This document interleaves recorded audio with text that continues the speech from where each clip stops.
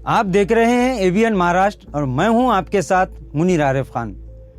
नाजरीन, जैसे जैसे दिन गुजर रहे हैं वैसे ही आवाम में सियासी बहस और मुबाहिसे भी बढ़ चुके हैं। हर कोई अपने अपने तौर पर अभी से सियासी तबसरा करता दिखाई दे रहा है। वैसे तो औरंगाबाद लोकसभा सीट हमेशा ही से एक अहम सियासी नशित समझी गई है और इस शहर और जिला की खास बात यह है कि यहाँ का सियासी माहौल पूरे महाराष्ट्र के सियासी माहौल से अलग होता है। वैसे शिवसेना के क़याम के बाद ही से औरंगाबाद लोकसभा सीट पर शिवसेना का कब्जा रहा है। एक मर्तबा कांग्रेस और गुज़िश्ता इलेक्शन में मजलिस ने यहां से पार्लियामेंट का सफर तय किया था। अब 2024 का सियासी मैदान तैयार हो चुका है और इस मैदान में अभी तक 10 से 12 उम्मीदवार मुकाबले के लिए सियासी मशक करते दिखाई दे रहे हैं, जिनमें महाविकास आघाड़ी की जानिब से एक, महायुति का एक, मजलिस का एक और आज़ाद उम्मीदवार के तौर पर कम से कम 10 उम्मीदवार मैदान में दिखाई दे रहे हैं, जिनमें जबकि ऐसी भी खबरें चल रही हैं और कई ऐसे उम्मीदवार हैं जो ये चाहते हैं कि वंचित बहुजन आघाड़ी से उम्मीदवार बने,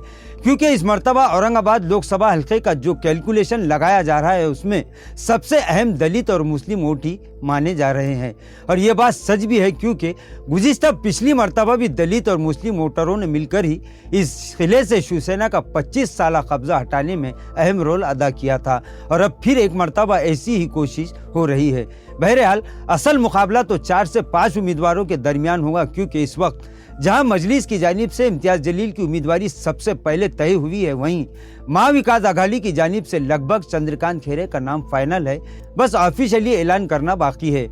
इधर महायुति में इस सीट को लेकर अब भी सस्पेंस बना हुआ है, लेकिन ऐसे चर्चे भी सियासी गलियारों से सुनाई दे रहे हैं कि बीजेपी इस सीट को किसी हाल में छोड़ने के लिए तैयार नहीं है और मरकजी वजीर दाखिला अमित शाह का गुज़िश्ता हफ्ते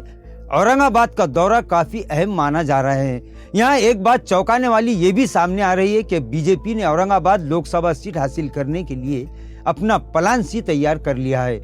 जिसके मुताबिक अब बीजेपी हाईकमान अपनी इत्तेहादी पार्टियों के सामने ये ऑफर रख रहा है और वह ऑफर यह है कि अगर शिंदे सेना का कोई मजबूत उम्मीदवार औरंगाबाद लोकसभा सीट से किस्मत आजमाना ही चाहता है तो फिर उसके सामने ये शर्त भी रखी जा सकती है कि वो तीर कमान से नहीं बल्कि बीजेपी के इंतखाबी निशान यानी कमल के निशान पर इलेक्शन लड़े। इस तरह के प्लान सी के बाद अब गुज़िश्ता 2 दिन से औरंगाबाद लोकसभा सीट का सियासी माहौल अब दोबारा गर्म हो चुका है और दोनों ही पार्टियों के बीच नेता इनके आपस में मीटिंगें कर रहे हैं। लेकिन ये बात तो तय है कि फैसला ना तो शिंदे सेना के हाथ में है और ना ही अजीत पवार ग्रुप के, बल्कि आखिरी फैसला तो बीजेपी को ही करना है। और अगर बीजेपी का आदेश मिलने के बाद भी शिंदे सेना या अजीत पवार कि एनसीपी फिर भी जीत पर अड़ी रही तो फिर बीजेपी नया सियासी गेम कर सकती है, यानी बीजेपी दोनों ही पार्टियों को आखिरी अल्टीमेटम भी दे सकती है। बहरहाल गुज़िश्ता 25 सालों में ऐसा पहली बार सुनाई दे रहा है कि बीजेपी हर हाल में इस सीट को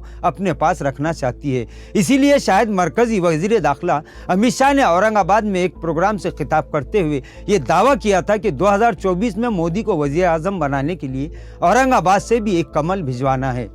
जिससे ऐसे संकेत मिल रहे हैं कि बीजेपी इस सीट पर अब कुछ ज्यादा ही इंटरेस्ट ले रही है। बहरहाल ये बात भी सियासी जानकार कह रहे हैं कि औरंगाबाद लोकसभा सीट के ताल्लुक से महायुति का आखिरी फैसला हो चुका है, लेकिन बीजेपी सस्पेंस खत्म करना नहीं चाहती है। वहीं आवाम में ये भी चर्चे है कि सियासी पार्टियां इतनी जल्दी अपने अपने पत्ते खोलना नहीं चाहती, लेकिन देर से ही सही फैसला तो करना ही है, लेकिन इसके लिए कुछ इंतजार और करना होगा। वहीं औरंगाबाद जिला के मराठा वोटरों पर भी सबकी नजरें टिकी हुई है कि आखिर मराठा समाज का फैसला क्या होता है। इसके लिए मराठा समाज की जानिब से 26 या 27 तारीख को आखिरी फैसला होने का ख्यास है।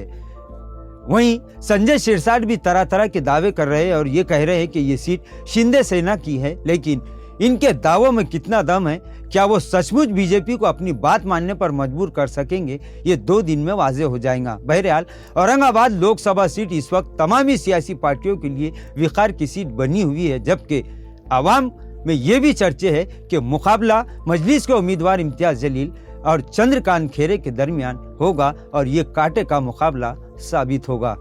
नाजरीन, आज के लिए बस इतना ही। कल फिर मुलाकात होगी कुछ नई खबरों के साथ। तब तक के लिए मैं मुनीर आरिफ खान आपसे इजाज़त चाहता हूँ। अल्लाह हाफिज़।